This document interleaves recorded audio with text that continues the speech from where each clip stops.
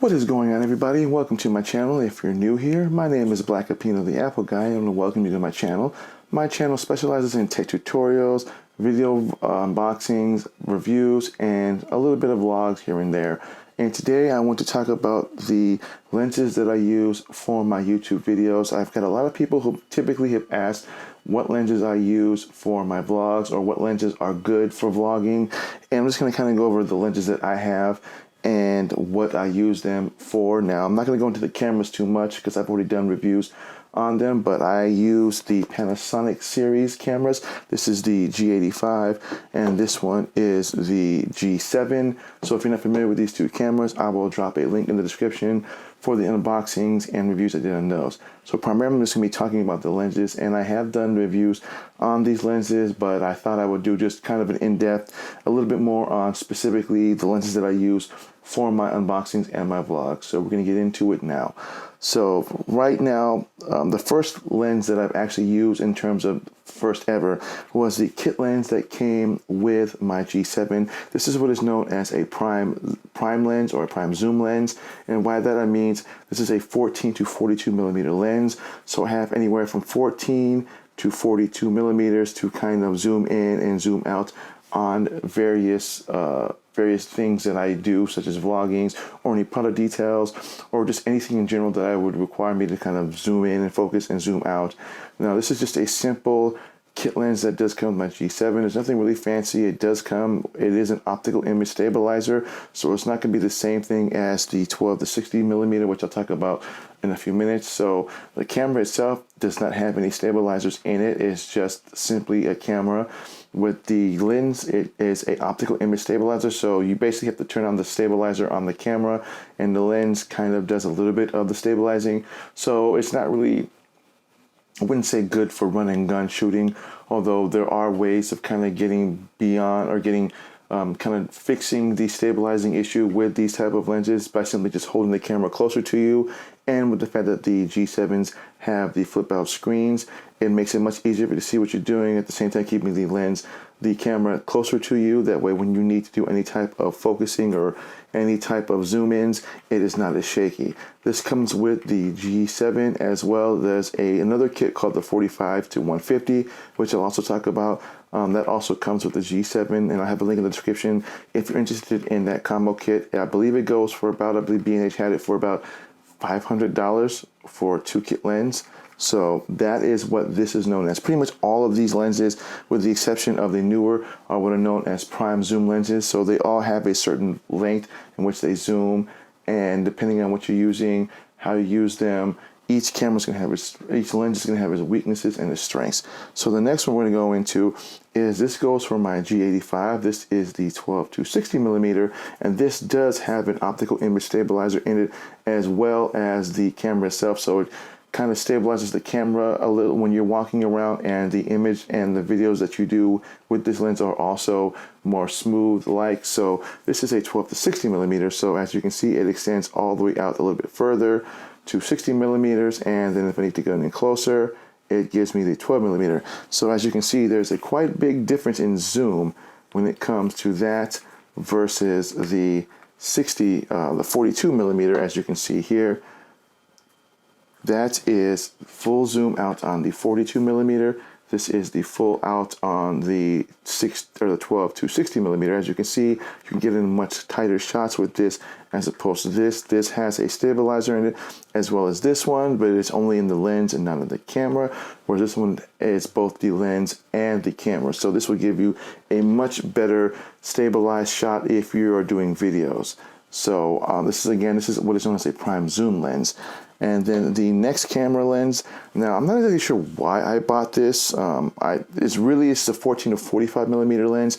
So this is really more for kind of like if you're into the scenic photos, or you like those large landscapes and you love to get that wide view angle or that really close in shots. So this is full zoom at 150. This is full zoom at 60. As you can see, there is quite a big difference in the zoom. This one's going to give you a much better, tighter, closed-in zoom than the 12 to 60 millimeter. But again, the cons of this one is that it's not really designed for the run and gun type. So if you're planning on doing any type of run and gun vlogging with this, I would highly recommend not doing it with a 45 to 150. You really want to stay in between a 12 to a 35 or even a 60. But normally you want to kind of sit that sweet spot at about a 25 or 35 millimeter lens when it comes to doing your vloggings. So I'm not exactly sure why I bought this. I have done a few photos with it in terms of video. I don't think I'll ever really use it in a video capacity, but in terms of photos, this is a pretty wide angle lens, so it does get some really great photos with this. And again, it doesn't really have any optical image stabilizers, so when you place this on your camera, you're really going to want to use a tripod for this, as well as for the 12 to 60 millimeter, but not so much as you would for the 45 to 150. So, and then the next lens that I use, this is my actual lens that I use on both cameras, is the Neewer 35 millimeter lens. Now this is a focal length lens. Now what does that mean? That means that basically this is a 35 millimeter lens. That's it. It doesn't do any zoom, any focals, anything else. It's just a 35 millimeter lens. This is a manual focus. So by that I mean that you have to do all your manual focusing with this ring here. Any type of exposures that you need, you simply just twist until you get either a lot of light in or less light in. And it is a much more sturdier build than the 12 to 60 millimeter or the 14 to 42 millimeter. But again, it is a manual focus lens. Now I use these now on my G85 because I had a 25 millimeter lens that I had once before, and I didn't really understand exactly the terminology between the difference between an f1.7 versus like a 2.8 versus a 3.5 versus a 1.2. And it wasn't until I had the 25 millimeter Panasonic lens that I realized any type of vloggings that I do, because I do most of my vloggings just with me in the frame, I realized that the 25 millimeter, it was too much in, it was too squeezed of me in. So the further I pushed it back out, the further my camera was from me, and that wasn't something I really preferred. I wanted something that gave me a sweet spot, and that's when I came up with the Neewer 35 millimeter focal length. Now I saw this off of another YouTuber who was talking about it, and I decided to buy it. This is a $70 lens on its own.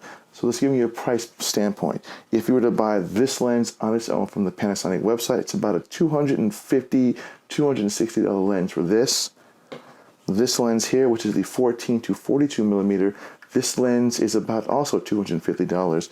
This one, which is the 45 to 150, I believe when I bought it, if you bought it retail, it was about $350. I got it for about $150. And I got the 25 millimeter for, I believe, also about $150.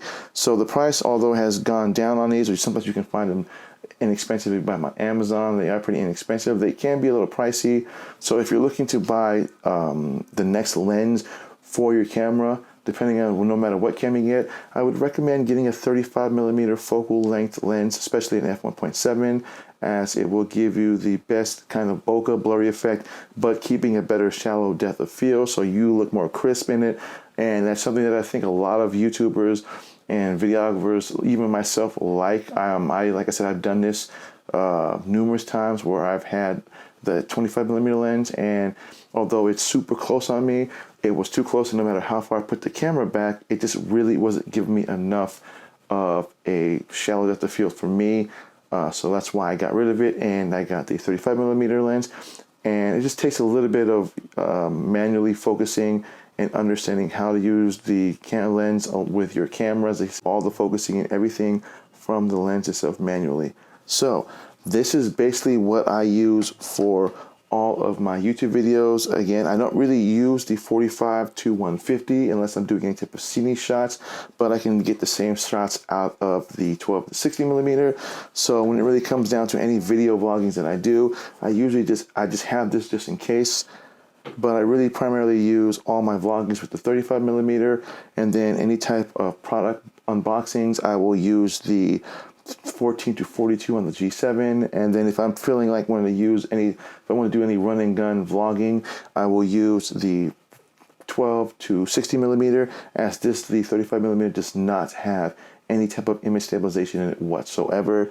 And that is it. So again, I'll have a link in the description on these lenses and where you can get them at, as well as I have in the cards to the left on the reviews that I've done on my cameras. Again, I use the Micro Four Thirds system, and I use them all with my Panasonic cameras. And that is it. So if you're new, hit that subscribe button, hit that bell notification. If this video was helpful, hit that thumbs up.